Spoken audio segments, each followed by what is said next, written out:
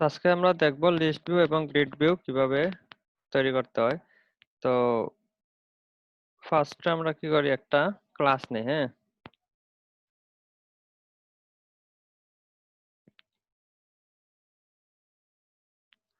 ক্লাসের মধ্যে স্ক্রিন কি দেখা যাচ্ছে না? না ভাইয়া। নিউ একটা অ্যাক্টিভিটি নেই, এই পেজ নেই, new file, sorry new file নিয়ে নিলাম। এখন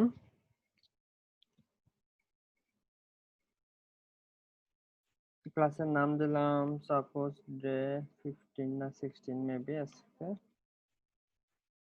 ডট।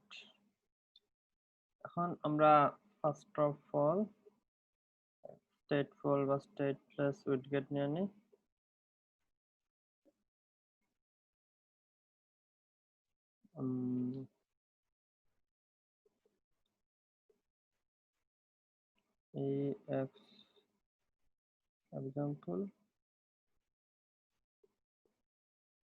এক্সাম্পল লিস্ট ভিউ, তারপর ইম্পোর্ট করে নিলাম ম্যাটেরিয়াল ডাট। ঠিক আছে, এখন আমরা এখানে একটা লিস্ট ভিউ করব। লিস্ট ভিউ করার জন্য আমার কিছু ডাটা লাগবে। তো ডাটাগুলো আমরা যে কোনো টাইপের ডাটা নিতে পারি। যদি আমরা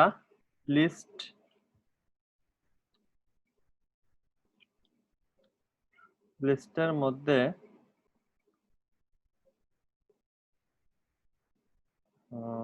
লিস্ট অনেকভাবে নেওয়া যায়।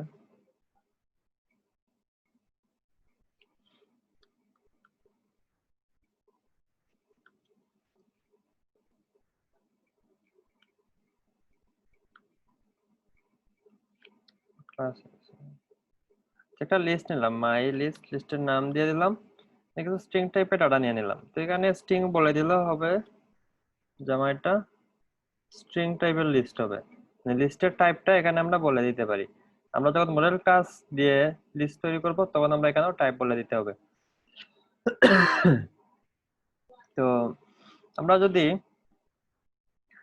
এখানে কিছু স্ট্রিং ইনপুট করি, সাপোজ জাভা, তারপর হচ্ছে C sharp, Java C, Python, dot, Ruby, কিছু ল্যাঙ্গুয়েজ দিয়ে দিলাম। হ্যাঁ, আচ্ছা, এখন আমরা ওই লিস্টটাকে আমরা একটা লিস্ট ভিউ প্রিন্ট করব। তো এখানে কন্টেইনার দেয়া আছে, এখানে আমরা স্টেটফুল নিতে পারি, কন্টেইনার নিলেও সমস্যা নাই। স্ক্যাফোল্ড নিতে পারি, স্ক্যাফোল্ডের মধ্যে বডি, বডির ভেতরে দিয়ে দিলাম কন্টেইনার, কন্টেইনারের মধ্যে আমরা লিস্ট ভিউ করব, চাইল্ড আকারে লিস্ট। লিস্ট তৈরি করার জন্য আমার কি লাগবে, লিস্ট ভিউ বিল্ডারটাকে কল করব। তো বিল্ডারের মধ্যে কি হয়, আইটেম বিল্ডার একটা জিনিস ক্রিয়েট হয়। তো এর উপরে আমরা কিছু জিনিস লিখতে পারি আইটেম বিল্ডারের উপরে। আইটেম বিল্ডার থেকে আমাদের এখানে আরো কিছু জিনিস লিখলে আমরা পরবর্তীতে কাজ করতে সুবিধা হয়। যেমন বিল্ড কনটেক্সট, আমাদের কনটেক্সটটাকে পাস করে দিব কনটেক্সট, তারপরে হবে বিল্ড কনটেক্সট, তারপর হবে বিল্ড কনটেক্সট, তারপরে হবে ইন্ডেক্স। আমার লিস্টে ইন্ডেক্সটাকে যখন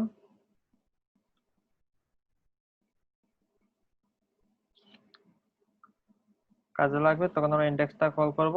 তারপর এখানে ওই জায়গার ভিতরে আমার ভিউটা ক্রিয়েট হবে, এই জন্য এখানে সেকেন্ড ব্র্যাকেট দিয়ে দিলাম। ওই জায়গায় আমরা ভিউটা রিটার্ন করব। লিস্টে প্রত্যেকটা আইটেমের জন্য আমার আলাদা আলাদা ভিউ হবে। এখানে রিটার্ন করব, কি রিটার্ন করব,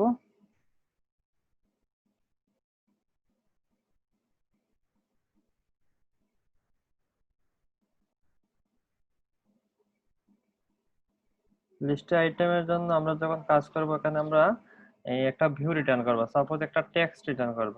টেক্সটের ভেতরে আমরা কি নিব,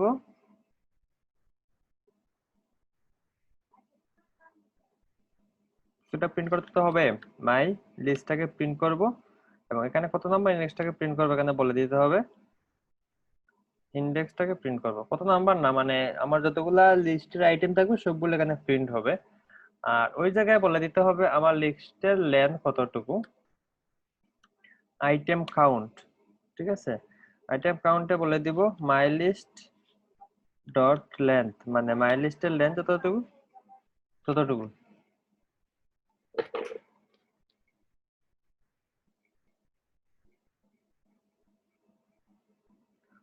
আচ্ছা, এখন আমরা রান করে দেখি কি অবস্থা। আমার ক্লাসের নাম হচ্ছে, আমরা মেন ক্লাস থেকে ওই ক্লাসটাকে কল করে দেব।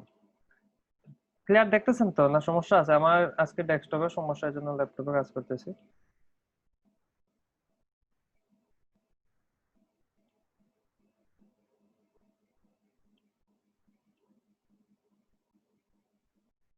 হ্যাঁ, দেখা ঠিক যাচ্ছে আছে। ভাইয়া।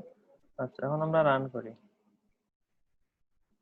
আমার এমুলেটর তো অফ করা।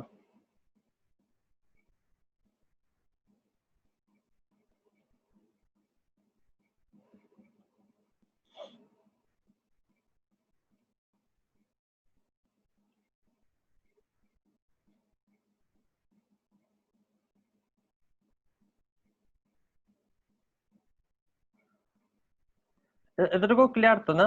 একটা লিস্ট নিয়েছি, লিস্টের মধ্যে কিছু ডাটা পাস করছি, তারপর ওই লিস্টটাকে আমরা ওই জায়গায় প্রিন্ট করব। এর জন্য রিটার্নের মধ্যে আমরা শুধু লিস্টের ডাটাটাকে প্রিন্ট করে দিলাম। আর লিস্ট কিভাবে তৈরি করছি, লিস্ট বিল্ডার, আইটেম বিল্ডারের মধ্যে আমরা এই জিনিসগুলা নিয়ে নিব। আর আইটেম কাউন্টটা মাস্ট বি লাগবে, আমার লিস্টের লেন্থ কতটুকু হবে। আর আরেকটা জিনিস, একটা এরর আসবে, এটা একটু পরে বলতেছি। এটা আসতেছে, এররটা হলো কি, যে লিস্ট বিল্ড মানে লিস্ট মানে তো এটা স্ক্রল হয়, তাই না? তো আমার কন্টেইনারটা কিন্তু আমার ফিক্সড করে দিতে হবে, আমার কন্টেইনারের হাইট কতটুকু হবে, না হলে কিন্তু একটা এরর আসবে। এটা আসলে বোঝা যাবে না, কন্টেইনার হাইট না দিলে তো কন্টেইনারের লেন্থ রেসপন্সিভ হয়ে যায়, এদিকে লিস্টটাও আমার লেন্থ বেড়ে যাবে, তখন তাদের একটা এরর চলে আসছে। এর জন্য আমি আমার কন্টেইনারের হাইটটাকে ফুল দিয়ে দিব। ফুল দিয়ে দিলে media query of context dot size dot height, মানে আমি ফুল সাইজটাই নিয়ে নিলাম।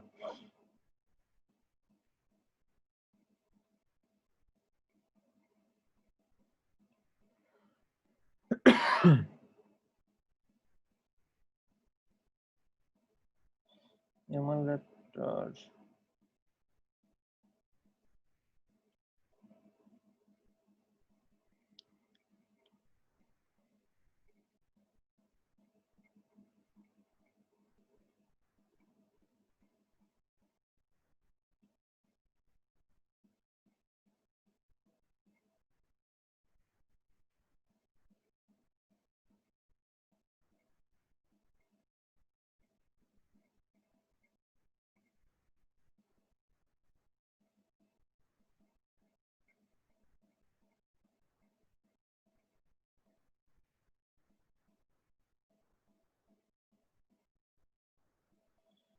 এখনো রান হয়নি। আচ্ছা, এখানে আরো কিছু ডাটা অ্যাড করে নেই, ওই ডাটাগুলো আবার অ্যাড করে নেই।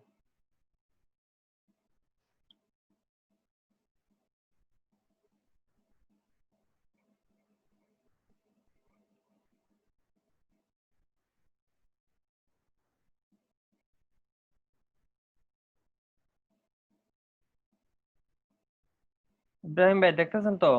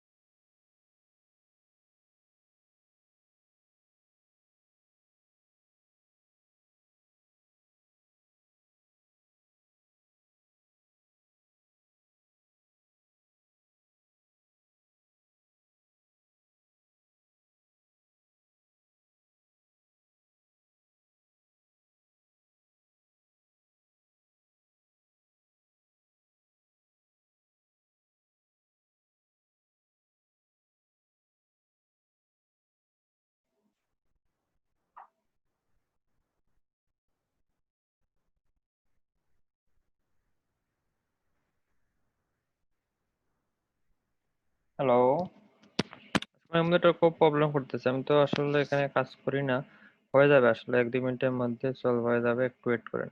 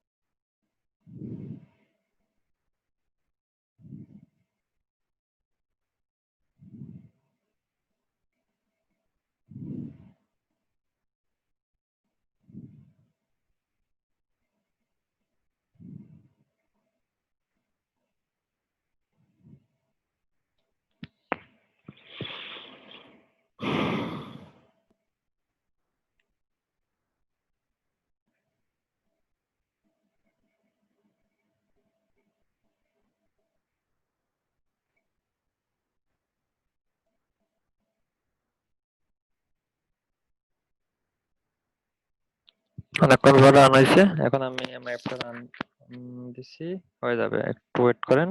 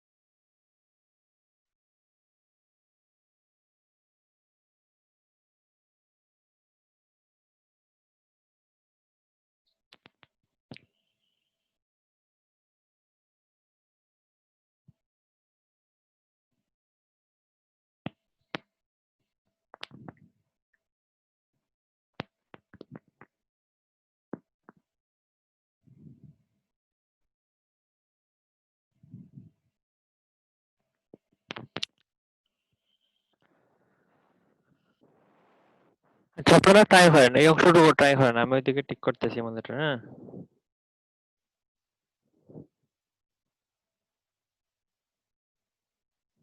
এই ২ টা লাইন লিস্ট টু বিল্ডার, তারপরে আইটেম বিল্ডার, আইটেম বিল্ডারের মধ্যে রিটার্ন হবে আর উপরে লিস্টের লেন্থটা পাস করে দিবেন।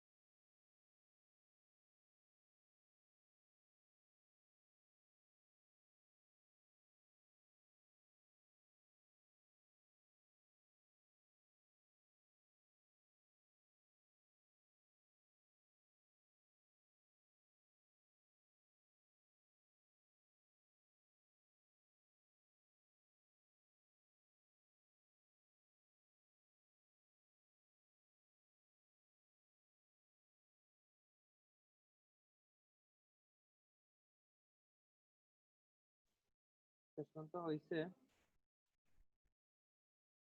এই দেখেন লিস্ট ওপেন হয়েছে, বুঝছেন? তো এখানে কিছু ডেকোরেশন যদি করি আরো সুন্দর লাগবে। এখন তো শুধু টেক্সট শো করতেছে, তো আমরা যদি এই জায়গায় কি করতে পারি দেখেন, মানে এখন যে লিস্ট আছে লিস্ট কিন্তু স্ক্রল টল করবে না। ওই জায়গায় ধরেন একটা এই কন্টেইনার একটা সেন্টার নিয়ে নিলাম, তারপর এর বাইরে একটা কন্টেইনার নিয়ে নিলাম, কন্টেইনারের মধ্যে একটা যদি হাইট দিই সাপোজ 500, ওয়েট দিয়ে দিলাম ডাবল ডট ইনফিনিটি। ঠিক আছে, এখন যদি আমি রান করি,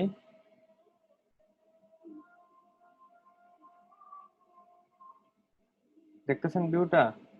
এখনো কিন্তু স্ক্রল হচ্ছে না, কারণ এর পর আর ডাটা নাই, কিন্তু এজন্য স্ক্রল হচ্ছে না। আর একটু যদি ডাটা বাড়াইতে চাই আমরা কি করলাম, হাইটটা একটু বাড়াই দিলাম, 50 ছিল 100 দিয়ে দিলাম। এখন দেখা যাবে এই যে ডাটা বেড়ে গেছে, দেখছেন? এখন কিন্তু আমার লিস্টটা স্ক্রল হচ্ছে, বুঝতে পারছেন? সাকসেসফুলি লিস্টটা বিল্ড হয়েছে।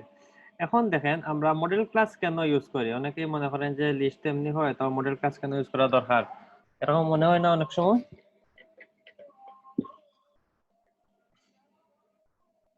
তারপরে মনে হয় আচ্ছা, এখন মডেল ক্লাস ইউজ করা হয় এজন্যই, এখানে লিস্টের টাইপ হচ্ছে স্ট্রিং, এজন্য আমরা স্ট্রিং ডাটা রাখতেছি। এখন যদি আমার লিস্টটা হয় এরকম, ধরেন ক্লাস ট্রিট করে দিলে আমাদের লিস্টে কি থাকবে, দুইটা স্ট্রিং থাকবে। তখন কিভাবে করব, প্রত্যেকটা লিস্টের মধ্যে দুইটা করে ডাটা থাকবে।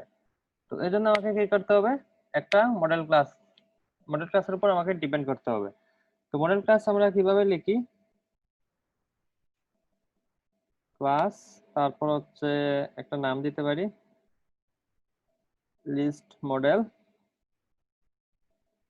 তারপরে হচ্ছে আমার ডাটা কি, একটা হচ্ছে স্ট্রিং,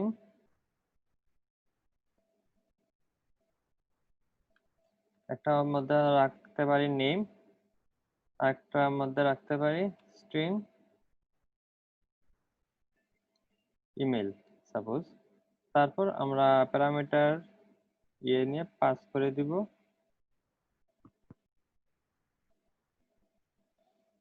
কনস্ট্রাক্টর ক্রিয়েট করব।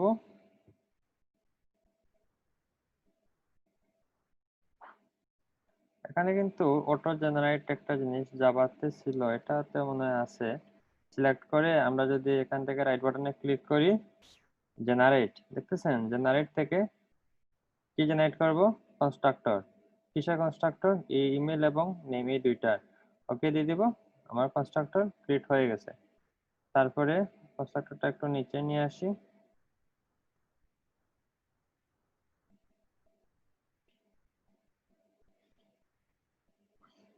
আচ্ছা কনস্ট্রাক্টর যেহেতু হয়ে গেছে, আমরা ওই লিস্টের মডেলটাকে আমরা স্ট্রিং এর জায়গায় পাস করে দিলাম। এখন কিন্তু এখানে এরর দেখাচ্ছে, কারণ ওই ডাটা টাইপের সাথে সে কিন্তু ম্যাচ করতেছে না, বুঝতে পারছেন? আমাকে এখন প্রত্যেকটা সাথে দুইটা করে ডাটা দিতে হবে। ওইখানে ডাটা কিভাবে দিব দেখি, লিস্ট, তারপরে হচ্ছে একটা হচ্ছে নেম, নেমের জায়গায় দিয়ে দিব সাপোজ একটা নাম দিলাম, কমা দিয়ে দিতে পারি ইমেল,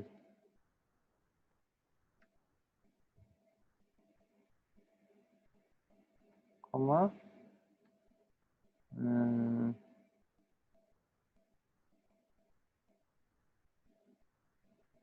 মেলটা দিয়ে দিলাম।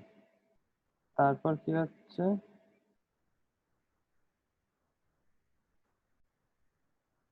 আচ্ছা এরর আসতেছে। আচ্ছা আরেকটা লিখে, যেমন দিতে পারি আরেকটা নাম, যেমন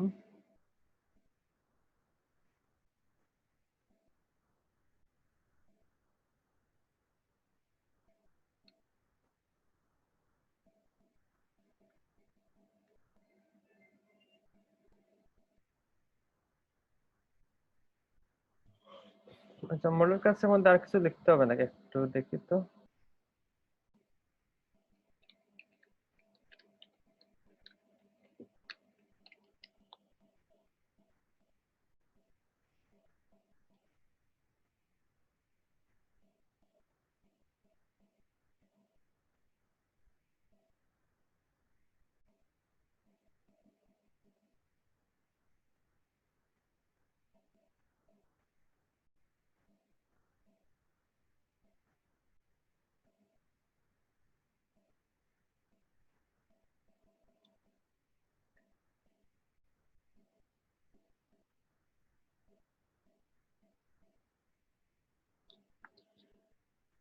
লিস্ট,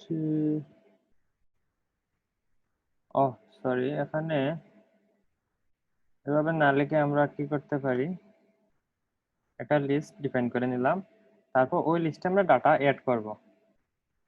ঠিক আছে, তো ওই লিস্টে ডাটা অ্যাড করার জন্য আমাকে একটা ফাংশনের ভিতর অ্যাড করতে হবে। তো আমরা ইনিশিয়েট ফাংশনটাকে কল করে ফেলি।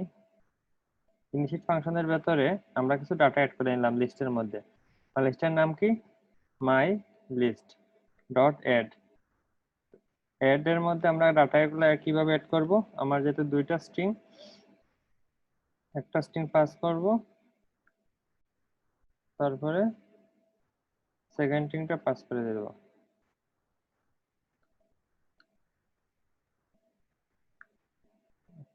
এখন দুইটা ডাটাকে যদি আমরা assign to parameter list model argument set string,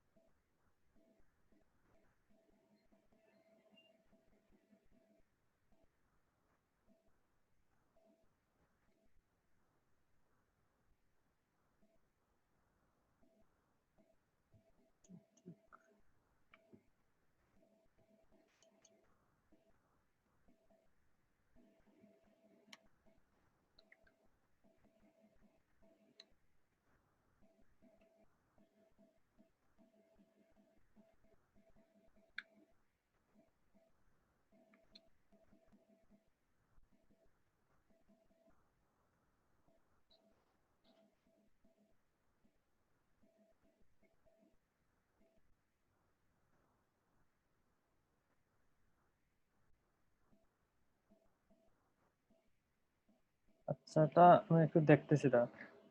তো লিস্ট মডেল আকারে বিষয়টা হচ্ছে, এখানে কাহিনী হচ্ছে, যদি আমরা কি করি, দুইটা টাইপের ডাটা সেট করি, তখন ওই লিস্ট মডেলটা আমরা ইউজ করি আর কি। মানে যখন নর্মাল স্ট্রিং ইউজ করা হয় তখন একটা মাত্র স্ট্রিং এর মধ্যে লিস্টটা লিখে নিতে পারি।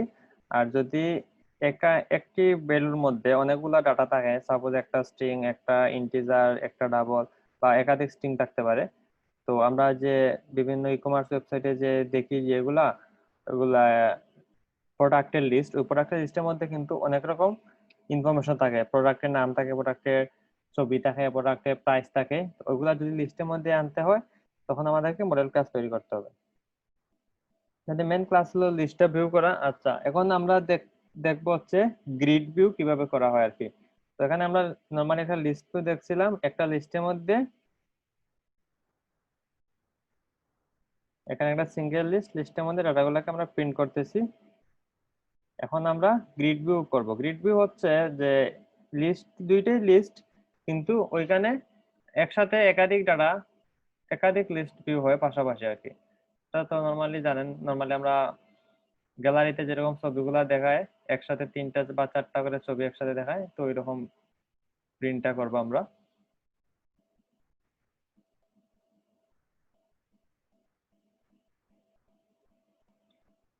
তো গ্রিড ভিউর জন্য কি লিখতে হবে, সবকিছু আগের মতো, শুধু একটা চেঞ্জ হবে, যেমন লিস্ট ভিউর জায়গায় হবে গ্রিড ভিউ।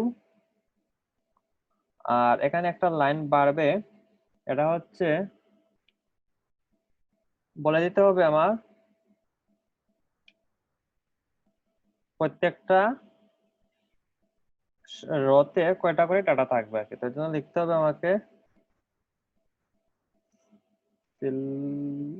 ভাইয়া স্টুডিও দেখা যাচ্ছে না। ও আচ্ছা আচ্ছা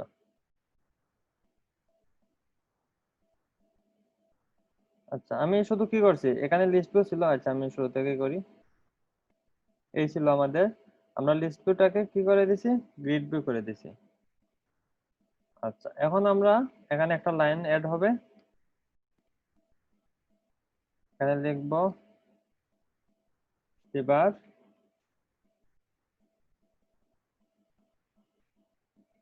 grid delegate with fixed cross axis count, মানে আমাকে ক্রস অ্যাক্সিসের কাউন্ট দিতে হবে। ক্রস অ্যাক্সিস কাউন্ট, আমার প্রতিটা রোতে কয়টা করে ডাটা থাকবে 2টা দিতে পারি, 3টা দিতে পারি, 4টা দিতে পারি, সাপোজ 2টা দিয়ে দিলাম। এখন যদি আমি রান করি কন্ট্রোল এস, তারপর কি দেখা যাবে, আমার প্রত্যেকটা রোতে 2টা করে ডাটা আছে, বুঝতে পারছেন? পাশাপাশি কিন্তু আছে জাভা, তারপরে সি, তারপর পাইথন, তারপর ডাক, মানে প্রত্যেকটা রোতে 2টা করে ডাটা আছে। এখন যদি এখানে 3 দেই তখন কি হবে, শুধু 2 এর জায়গায় 3 দিয়ে দিলাম, দেখছেন 3টা করে ডাটা গেছে। এখন যেহেতু স্ক্রিন ছোট হয়ে গেছে এখানে আর লিস্ট স্ক্রল করতেছে না, বাট যদি আরো ডাটা থাকতো তখন স্ক্রল হইতো। ক্লিয়ার তো না? শুধুমাত্র একটা জায়গায় চেঞ্জ, আর তেমন কিছু না। এই যে ওই লাইনটা এক্সট্রা লিখতে হয় আর কি।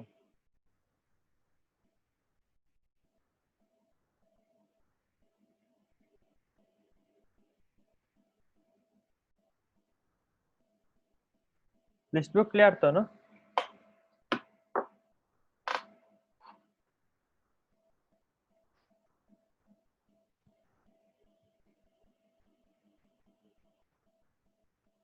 ইব্রাহিম ভাই আজকে তো কথা টথা বললেন, আছেন নাকি দেখতেছেন?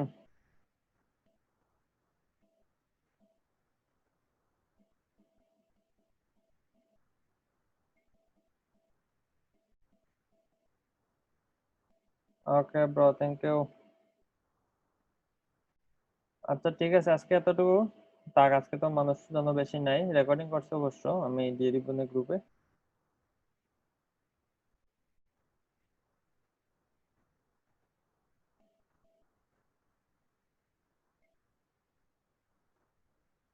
ওকে ভাই, এট প্রবলেম, সমস্যা নাই। আজকে আমারও পিসিতে যে মাইক্রোন প্রবলেম করতেছে, এই জন্য আমার একটু লেট হয়েছে। তারপরে মনে একটা সমস্যা ল্যাপটপের।